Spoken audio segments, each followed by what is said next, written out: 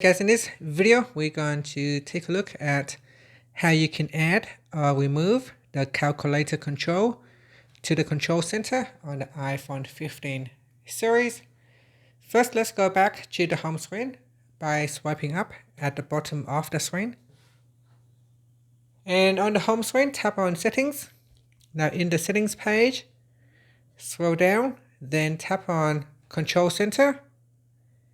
Next, to remove the calculator control from the control center, you want to tap on the Remove button right next to Calculator in the Include Controls section.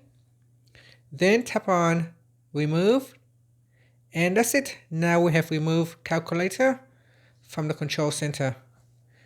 To add the calculator to the control center, we go to the More Controls section.